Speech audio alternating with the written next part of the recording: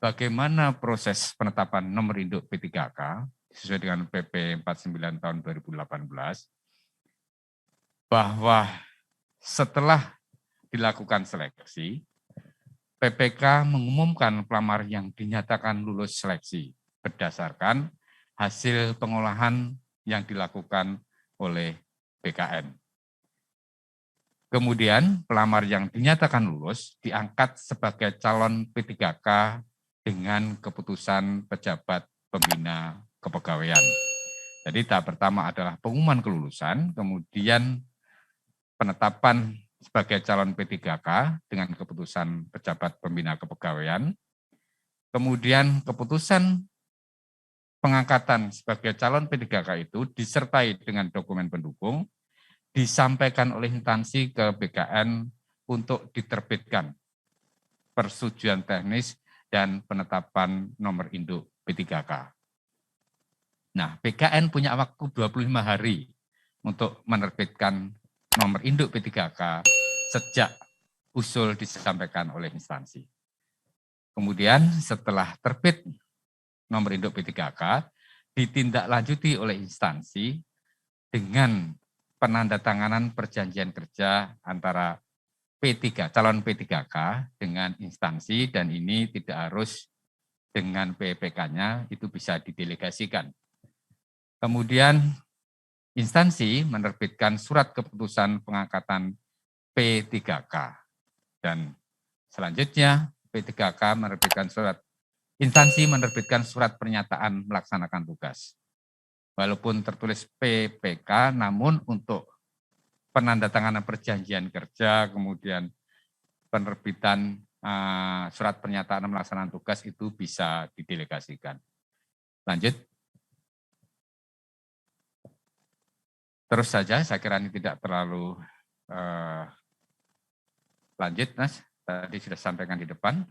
Nah, Bapak Ibu sekalian yang saya hormati, rekan-rekan media, bahwa setelah dilakukan pengumuman, kemudian peserta yang dinyatakan lulus melakukan pemberkasan ke instansi. Nah, pemberkasan ini,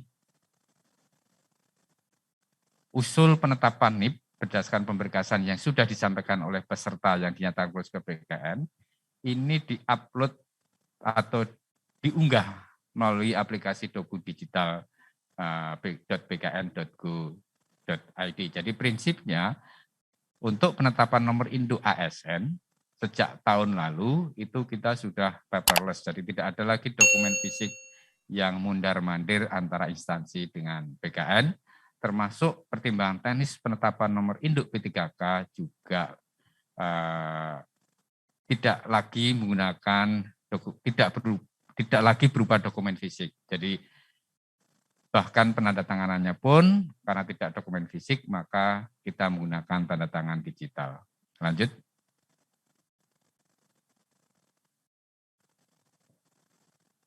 Sebelum instansi mengirimkan usul penetapan nomor induk P3K ke BKN, dan karena usul tersebut harus dilengkapi dengan dokumen-dokumen pendukung, di mana kelengkapan dokumen ini ada dua pihak yang melengkapi. Yang pertama dari calon peserta yang dinyatakan lulus atau peserta yang dinyatakan lulus, ada beberapa dokumen yang harus disiapkan, terutama adalah daftar riwayat hidup dan kelengkapan dokumen lain. Dan peserta yang dinyatakan lulus mengunggah dokumen tersebut secara elektronik ke portal sscn.bkn.go.id. Kemudian dari sisi instansi, lanjut. Mohon maaf, ini beberapa kelengkapan dokumen yang harus diupload oleh peserta yang dinyatakan lulus.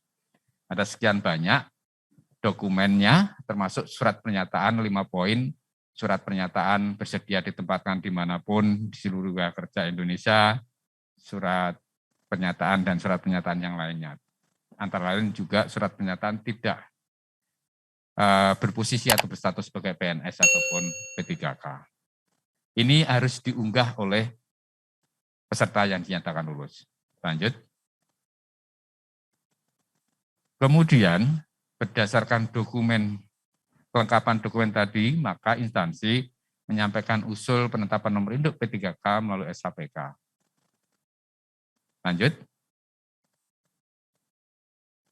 Di sisi lain, instansi harus mengunggah dokumen untuk penetapan nomor induk, antara lain surat pengangkatan calon P3K, surat pengantar usul penetapan nomor induk, dan seterusnya, sampai dengan daftar peringkat nilai seluruh peserta ujian. Ini untuk cross-check dengan database yang ada di BKN nantinya. Lanjut.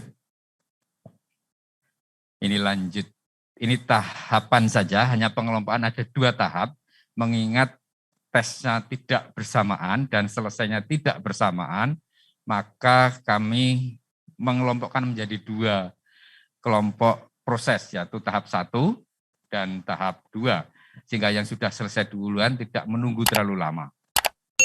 Jadi untuk tahap 1, usul disampaikan paling lambat 13 November sampai dengan 31 Desember, kemudian tahap kedua 29 November sampai dengan 15 Januari 2022. Lanjut. Ini yang penting, Bapak Ibu sekalian, rekan-rekan media.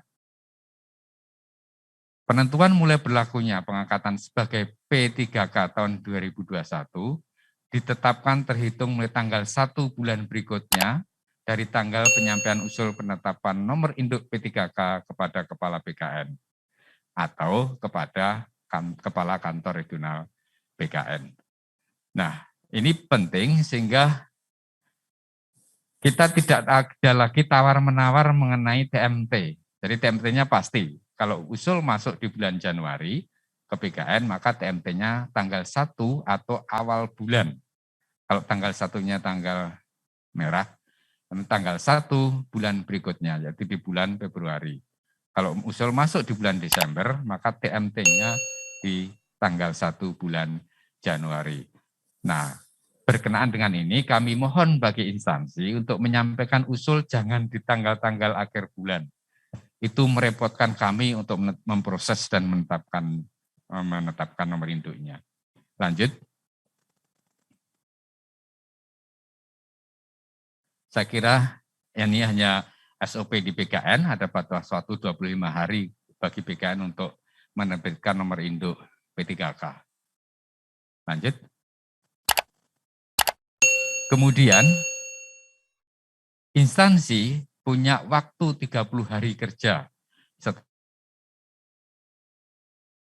menerima penetapan nomor induk P3K lanjutinya berupa penandatanganan perjanjian kerja antara P3K dan instansi dan penerbitan keputusan pengangkatan sebagai P3K. Karena di awal tadi SK-nya baru SK calon P3K, setelah mendapat nomor induk baru ditetapkan SK pengangkatan sebagai P3K. Lanjut. Ini alur proses, saya kira tidak perlu saya jelaskan satu persatu.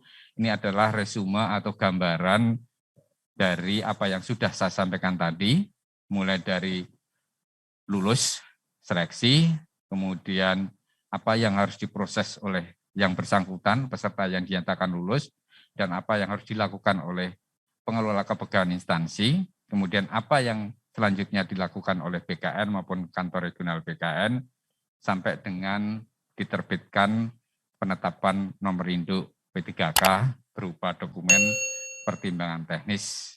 Dan seluruh proses ini kita lakukan dalam satu sistem, yaitu SHPK dan beberapa sistem pendukung lainnya.